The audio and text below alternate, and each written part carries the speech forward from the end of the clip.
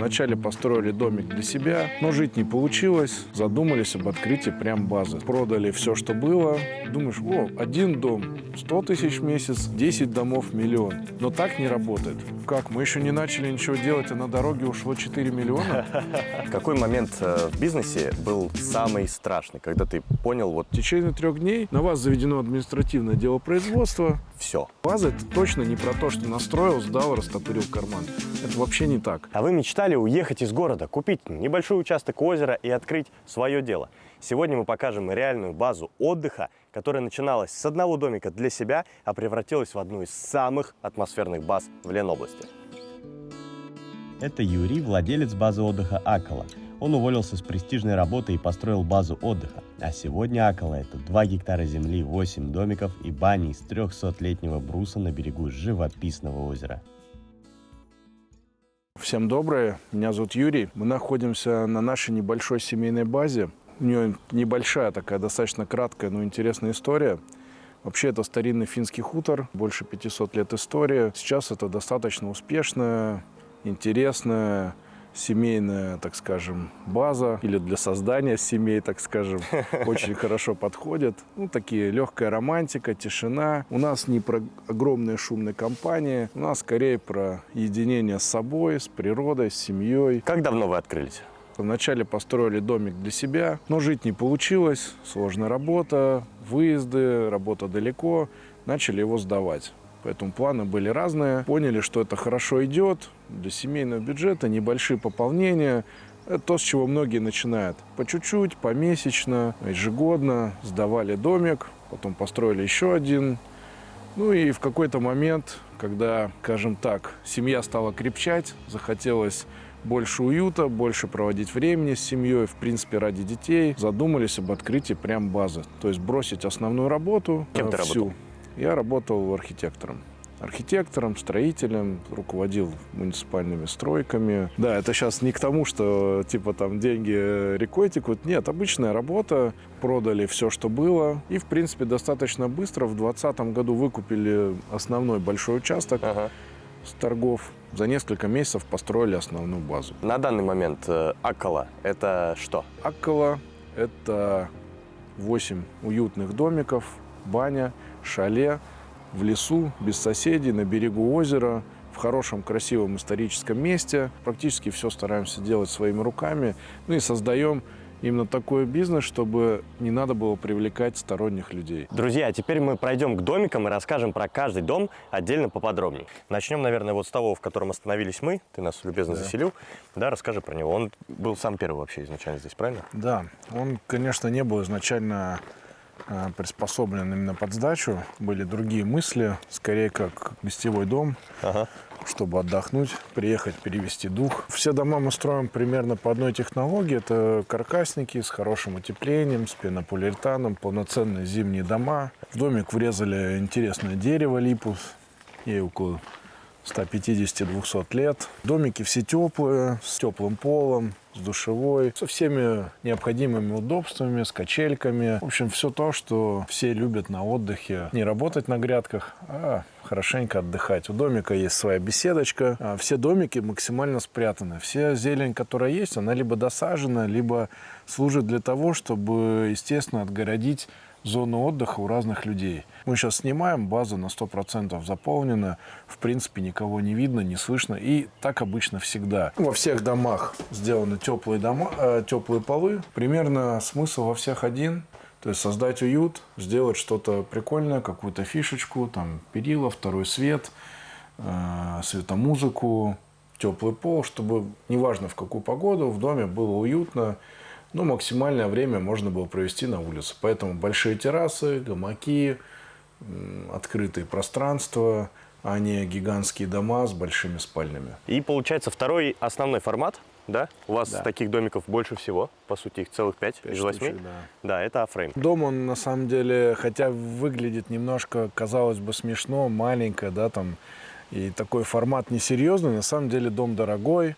Он ничем не отличается от большого обычного дома. Материалы все те же, утепление тоже пенополиуретан, тоже полноценный фундамент. Поэтому, к сожалению, очень многие ошибаются, что типа если домик маленький или треугольный там, или круглый, то он будет дешевле. Нет, это не так. Стоимость дома, конечно, на момент постройки я уже сейчас не могу сказать, я, честно говоря, не помню. Ну, я думаю, что тогда он стоил около там 2, сейчас, я думаю, около плюс-минус там 3,5-4. Вот. Ну, самое интересное, конечно, снаружи, особенно с внешней стороны. Моменты управления, они достаточно близко, дома небольшие, поэтому все пространства сделаны достаточно плотненько. Водичка, кухонная зона, бокальчики, вся посуда. К сожалению, надо обращать внимание на мелочи, чтобы люди, приезжая из дома, не переживали, что они забыли штопор, там, какую-нибудь соль, чтобы не было вот этих неприятных мелочей. Надо продумывать все, там, вплоть до зубочистки, это важно. Ну, а наполнение достаточно простое. Диванчики, естественно, все разбирается, есть всегда запасное белье, это все без доплат. Конечно, есть базы, которые начинают брать, я бы даже сказал, драть людей на деньги, и мы так не любим. Поэтому везде все вкладывается, в принципе, ни за что не доплачивается. Сколько стоит аренда этого дома? Конкретно сейчас 8 тысяч, потому что сейчас лето, сезон, потом будет подешевле. Вот, соответственно, как бы это относительно недорого. Домик этот на двоих. Что касается технической части, все сделано до мелочей, начиная от полноценной уборной, унитаза, горячей воды, рассчитанной на 3 взрослых человек, на семью, интересных лестниц с английским замком, освещение, все свет подобран в теплых тонах, телевизора, светомузыки, там, колоночек, все это есть. Но основа – это, конечно же, терраса. Этот домик лично мне самому больше всего нравится. Он отдельный такой. И здесь достаточно классное место, гамачок, пожарить шашлыки. Все можно, не отходя от дома. И все достаточно близко. Никаких обходов домов с разных сторон. Ничего не надо. Ботиночки тут, ботиночки там. Ну, в общем, все комфортно.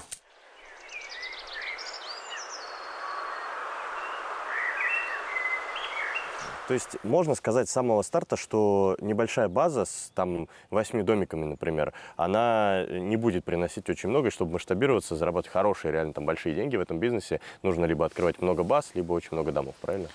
Да, скажем так, очень многие пытаются перескочить. Вот кому, случайно повезло, достался дом там от родителей. И вот они начинают обычно с такого простого момента, как сдать свой дом. Да. И когда вот вроде бы все получилось, как, знаете, ухватил, как говорится... Бога за бороду. Да, и вроде бы как думаешь, один дом, 100 тысяч в месяц, 10 домов, 1 000 000. Но так не работает. Как только ты сдаешь как частное лицо свою там частную квартиру, это один вопрос. Когда ты переходишь в рамки ИП, ООО и так далее, у тебя совершенно другие расходы. Другая стоимость электричества, то есть в 3-4 раза все дороже. Мусор, который раньше, например, выносил просто на мусорку, скажем, вывез 2 пакета, и это бесплатно, да, он превращается в сотни тысяч, да, там, в проекты экологические, безопасности, электробезопасности, техники безопасности, найм рабочих, налоги. И это, знаете, так я говорю мало, но это огромный шар, да, который надувается с каждым днем и который увеличивает сопутствующие расходы, на которые ты раньше никогда даже не думал. И, к сожалению, да, вот возвращаясь к вопросу, минимально, откуда надо начинать, это 5-6 домов. Все, что меньше, сожрет себя само. С какой суммы вы начинали? Сразу могу сказать, начинать без средств – это бесполезно. То есть начинать, как, знаете, небольшой бизнес, типа вот поставил 1 кофемашинку, потом 2, потом 3, так не получится. Если есть уже какие-то данные для начала, допустим, какой-то хороший участок вблизи водоема. Да. Это, в принципе, основа основ. Если у вас нет даже этого, то участок может стоить от 3-4 миллионов. Покупать участки там, площадью там, типа 24 или 6 соток вообще даже нет смысла. Нельзя однозначно сказать, знаете, как и в любом деле, вот есть 70 миллионов, начинай. Но если подытожить, если есть земля, если нет, то земля может стоить, так как это должно быть определенной категории земля, желательно это должно быть R2, то есть рекреации, на которых можно строить именно базу отдыха. Ну, это, считайте, 30 миллионов и больше. Плюс минимум 5 домов. Если это минимальные дома там, от 4, ну и там до бесконечности. Вот уже считайте, 20-30 миллионов – это начальная только история. Помимо домов, нельзя забывать, должна быть сделана, ну, помимо таких сопутствующих, как съемка, геология и так далее, то, что вообще не берется, да, должно быть сделано дренажное. Вот основа должна быть заложена в участок на самом начальном этапе. Если вы запланировали, допустим, 15 домов на когда-то, то под них все надо заложить до этих 4 домов, с которых вы начинаете. Потому что потом все перерывать, переделывать газоны, дороги, это уже все дороже в несколько раз. Поэтому, к сожалению, заходить в такой бизнес нужно с деньгами. Мы начинали недорого, но у меня было много вводных изначально. Я умел строить недорого, были соответствующие поставщики, так как я этим занимался до этого много лет. Я строил все сам, разрабатывал сам. У меня была, так скажем, земля. И сама стоимость строительства на тот момент, когда мы начинали, можно было уже вложиться, наверное, в 10 миллионов. Баня. Вообще сумасшедшая вещь. У тебя здесь конкретно рассказывай, Есть почему. такое. Рассказывай, почему. Баня – это вообще самый сложный мой объект на территории. Как минимум, она сделана из кела. Кел – это такой полярный сухарник. Это деревья, которые, стоя на корню, умерли и простояли еще мертвыми в районе полярного круга порядка 300-400 лет. Поэтому каждому бревну здесь порядка 600-700 лет. Это вообще шок, И ребята. это приятно. У нее есть классные особенности. Его не надо ни красить, ни обрабатывать.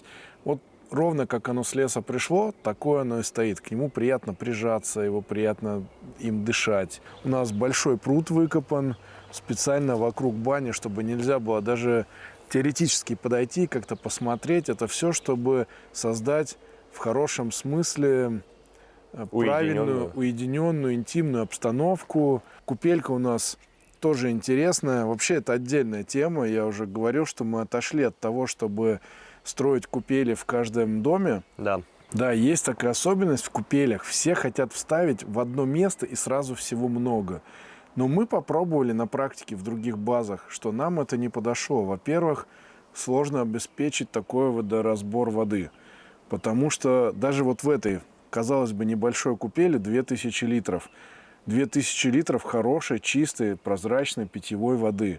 Когда люди делают в каждом домике, это обычно грязная, дождевая, либо же озерная вода, черная. Но это для людей, которые живут не впечатлениями, а фотографиями. Пруд весь купательный, все сделано для того, чтобы выпрыгнуть прямо из бани, шагнуть туда навстречу в неизвестность, в хорошую холодную водичку с рыбками и потом погреться в теплой воде. Ну, как я и говорил, баня уникальная. Я ее проектировал так, чтобы было максимально большое количество места вот на влюбленных или любящих друг друга людей, чтобы можно было комфортно отдохнуть на хорошем диванчике. И, как видите, отсюда все видно, оттуда нет. В общем, все, чтобы отдохнуть комфортно, тут все есть. Плюс здесь нет украшенных вещей. Все дерево живое, оно дышит реальными запахами. Даже вот этому запах столику... тут вообще да, божественный. Реально, это есть такое. очень вкусно пахнет. Даже столику порядка 1000 лет. Ну и, соответственно, можно прогуляться внутрь. Здесь у нас колоночки, чтобы люди, кто любит музыку, послушать. Тут вот сразу начинается можжевельник, ольха, осинка есть. Для удобства есть уборная.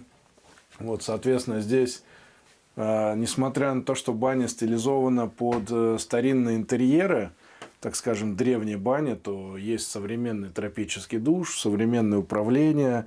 В общем, все, чтобы и посадить детей перед собой в тазике, как раньше в детстве. Ну и прикольно посидеть в такой классной парной.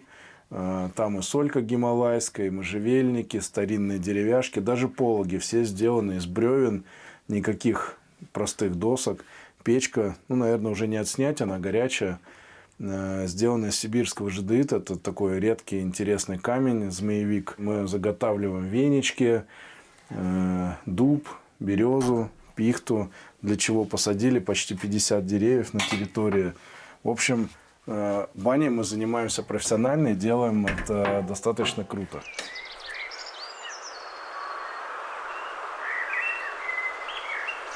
Есть состоятельные люди, очень много состоятельных людей, которые готовы вложиться, но они хотят, чтобы был человек некий такой хороший, который бы, пусть не задорого, но сделал все для них под ключ.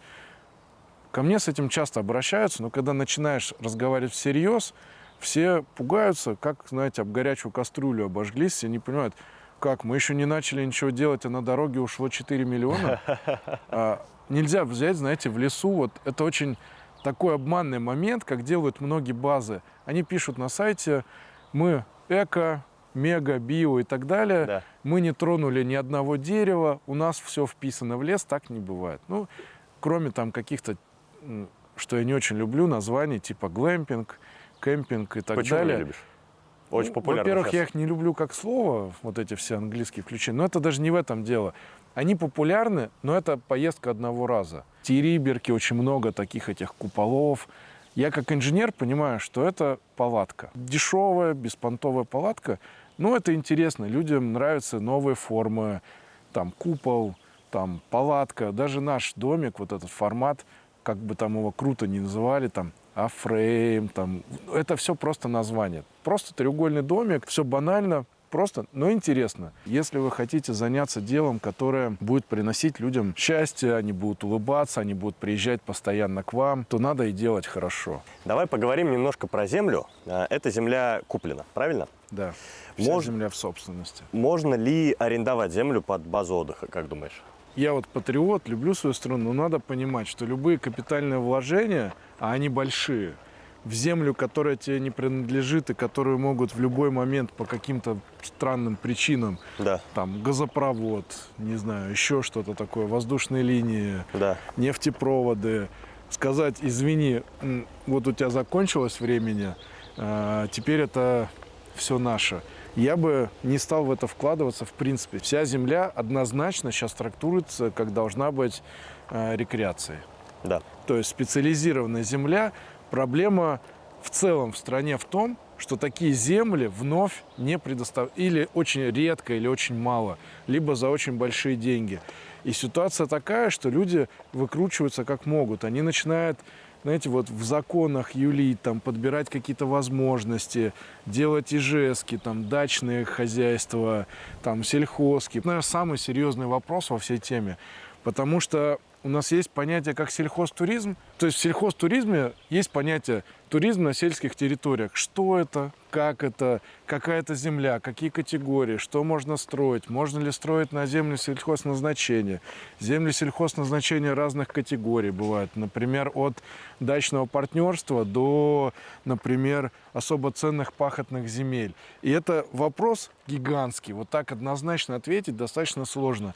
У меня, если брать составной, это у меня, скажем, лоскутное одеяло из разных кусочков, которые подобраны от ИЖС там, до дачного и так далее. К сожалению, государство как и идет навстречу по очень многим вопросам, субсидии, ну это отдельный вопрос, но тем не менее, но при этом может также разбить все это в секунду, вот просто с нуля. Прийти проверить, допустим, борщевик какой-нибудь, да, там, сказать, тут все не так делать нельзя, все, давай под снос, и сплошь и рядом. Если открыть чаты, а мы, вот многие владельцы баз общаются в определенных чатах по всей стране, ну, сейчас там войны просто идут, и, к сожалению, да, нам с одной стороны Мишустин со всех экранов говорит, давайте, развивайте частный бизнес, туризм, все круто, говорят, мы вам дадим денег, и дают денег. Но при этом спустя какое-то время могут сказать, а вы все не так сделали. Верните нам все деньги, заплатите штраф, порча имущества. Ну и много-много такого. К сожалению, это очень важный вопрос. Опять же, повторюсь, наверное, важнее, чем этот вопрос с землей, наверное, в целом нету. Вполне вероятно, что этот ролик посмотрят какие-то сотрудники каких-то госучреждений. Да. Если хочешь к ним обратиться, сказать, какая есть боль у тебя, как у владельца базы, можешь это сделать. Не мешайте, пожалуйста, людям работать. Пожалуйста, создайте условия, чтобы люди могли это делать. Но это я, конечно, говорю, сейчас шучу с сарказмом. На самом деле все работники администрации, законодательства, они знают этот вопрос. Этот вопрос муссируется последние 5 лет на самом высоком уровне. Проблема в том, что, допустим, каждый комитет смотрит в рамках своего комитета, а не целого дела вместе, да? Да. Получается, например, хотя я очень уважаю этих людей, они реально много делают. Допустим, комитет по туризму говорит, мы тебе поможем, мы все сделаем, развивайся, все круто. И реально помогают. От них помощь сумасшедшая, субсидии, возможности, программы. Комитет по поддержке малого и среднего бизнеса, допустим, по Ленобласти, просто шикарен. Это суперпрофессионалы своего дела. Все эти комитеты работают супер. Пока не доходишь, например, до комитета управления имуществом. Ну, они разные, по-разному называются. Кумиги, Куги и так далее. Как только доходит до реально важных вопросов земли, землепользования, возможностей, все а так нельзя. Тебе все говорят, давай развивай. Упираешься, например, комитет сельского хозяйства четко говорит, на сельскохозяйственных землях строить нельзя. А у нас так получается, что, допустим, Ленобласть, ну и вообще ближайшие территории, все самые интересные места для развития туризма, это все какие-то бывшие угодья. Они продаются, они в обиходе, они не так дорого строят, но на них нельзя. И когда человек ходит по этим комитетам, он говорит, все можно. Он все это берет, упирается в стену, а оказывается нельзя. В регионе сейчас, Ленобласти, дефицит участков? Или, в принципе, есть места еще, куда можно зайти? Участки, в принципе, изначально были дефицитом. Всегда. То есть таких участков, которые бы подошли под эту бы вид деятельности, в принципе, очень мало. Если взять 30, 40, 50 баз вот в радиусе там скольких-то километров, я на 90% уверен, если это не старые какие-то советские детские лагеря, что они все построены неправильно.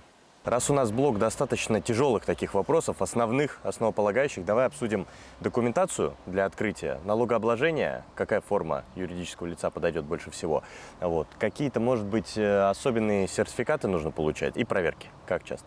Я бы этот вопрос, в принципе, не обсуждал. Нет, ничего страшного здесь нет. Никаких таких бы скрытых тем нету. Самое простое – это в зависимости от доходов. То есть, если это маленькая база отдыха, ИП с упрощенкой. Дополнительные какие-то нужно получать? Бумаги, разрешения? В целом, конечно, да. Если все делать правильно, там как начнешь, так не закончишь за всю жизнь. Вот так. Даже, я честно скажу, вот сейчас вот банально, чтобы вывести мусор, так я уже месяц не могу заключить договор с управляющей компанией по вывозу, потому что вот они мне присылают, просто скиньте нам документы, а там экологический проект, проект вывоза, какие-то точки, там просто какой-то список из каких-то документов, которые никто не знает, что это. Я говорю, можно все это сделать за деньги, чтобы я больше не трогался вообще этого вопроса?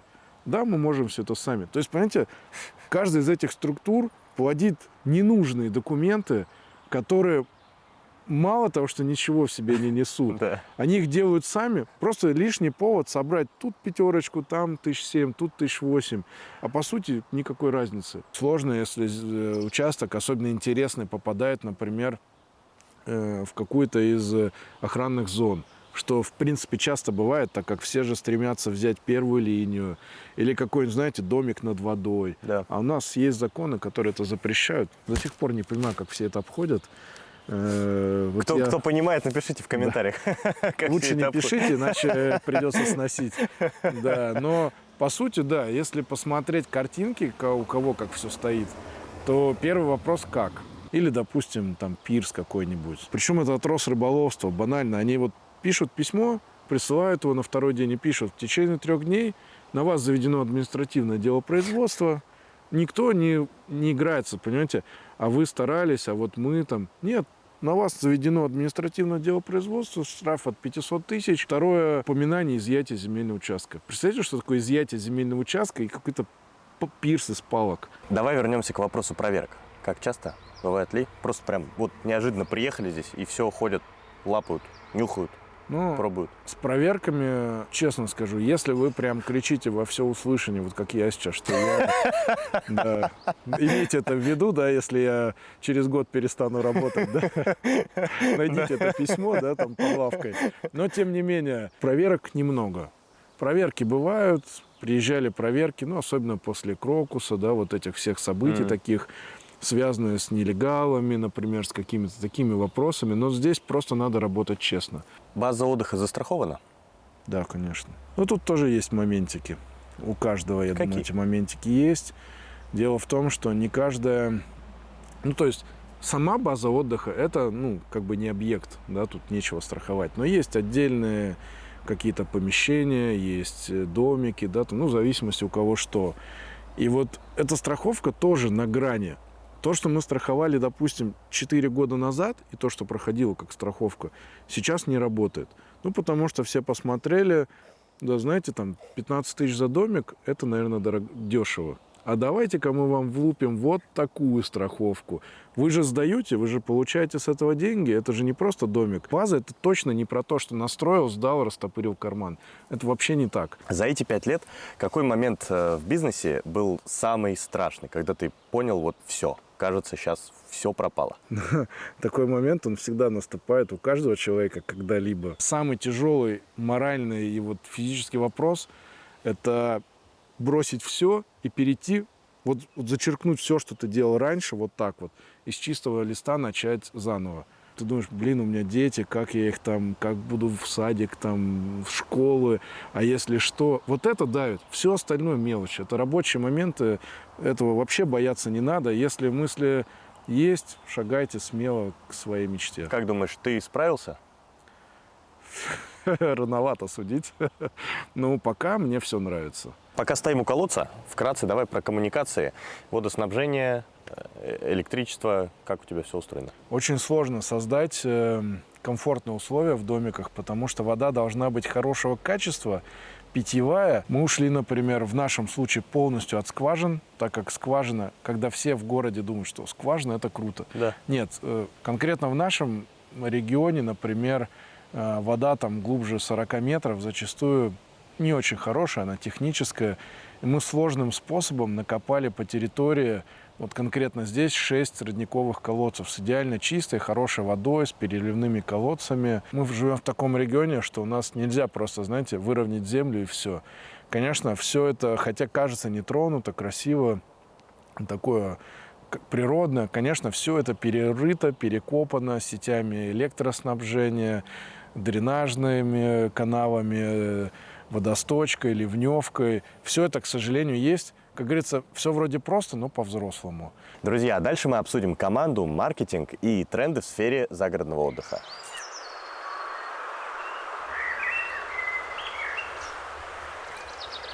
Ты не раз упоминал, что вы здесь живете. Расскажи, кто вообще обеспечивает всю работу базы? Как и всю жизнь, жена, конечно. Одна справляется. Ну, это правильный ответ. Да, единственный правильный. Все, понял, это для жены. Нет, конечно, всей семьей, все занимаются, начиная от сына. Родители тоже помогают. Но мне повезло, что просто все рядом. Горничные есть. Мы привозим 2-3 человека постоянно на низком старте, как говорится, которые занимаются. Конечно, это самим не потянуть уже. Давай тогда плавно перейдем к маркетингу. Что вы используете, какие инструменты, чтобы люди приезжали к вам отдыхать? С тех пор, как ушел BNB и Booking, конечно, наш бизнес потух. Я имею в виду вообще всех, кто этим занимается, потому что лучше, чем Booking, конечно, никого не было. И хоть мы и говорим, что у нас куча заменителей этого сайта, нет. Никто подобного пока ничего не создал. Ну вот Яндекс путешествия, да, вот крупные такие игроки, они продвигают. Авито бизнес, у них тоже есть такие возможности, но не очень тоже, к сожалению, подходит именно под это. Скажем, те, у кого отели городские, квартиры и так далее, там больше рычагов. За городом это сложнее. Какие основные ежемесячные расходы есть сейчас на содержание базы? Мы его не предупреждаем о вопросах, поэтому он так смеется. Может быть, у тебя есть какая-то система, да, где вы ведете учет? Можешь система есть. Я, к сожалению, все это наизусть знаю. Я бы лучше не знал о расходах, так легче спится, но... Давай, если не берем, что что-то резко случается, а просто обычный, нормальный, средний месяц. Если брать в денежной сумме, ну, это где-то к 600 тысячам. Почему плохо, когда домиков мало? Потому что расходы меньше не становятся на людей. То есть, если ты человека пригласил в помощь, он все равно должен работать столько же и за те же деньги. Если брать расходы, помимо там ежемесячных вопросов там с родителями, да, хотя мы тоже это все вкладываем, считаем, это важный вопрос, да, там каких-то обычных трат, там бензины, расходники, потом горничные, средства, электричество. Чтобы вы понимали, электричество – это львиная доля расходов. Реклама, какие-то аренды, та же страховка, да, это надо понимать, на дом, на базу это большая сумма. Это, конечно, раз в год, но это тоже за сотни тысяч. То есть это уже все достаточно дорого. Помимо, конечно,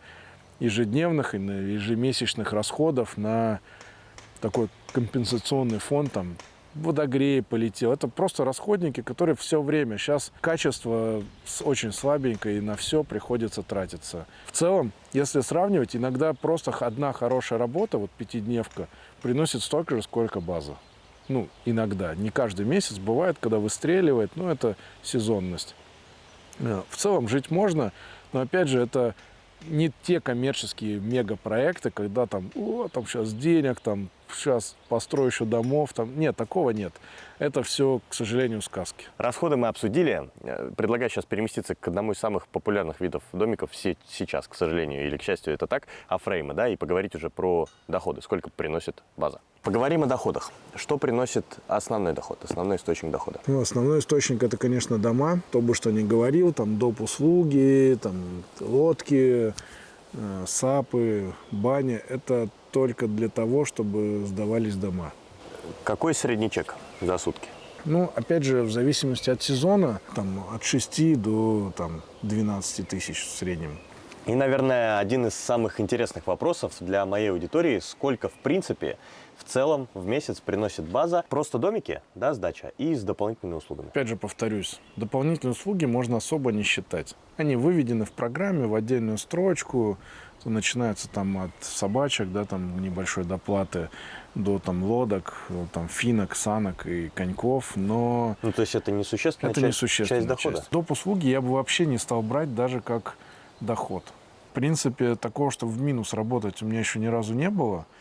И тфу-тфу-тфу, да, как говорится. Зимой, например, расходы, исходя из того, что они такие же, то есть нет такого, что, например, летом вы больше работаете. Нет, наоборот, летом все отдыхают, работы меньше, стараешься не шуметь, не мешать, там трава, какие-то такие глобальные вещи, а какие-то большие ремонты, покраски стараешься переносить вне сезона.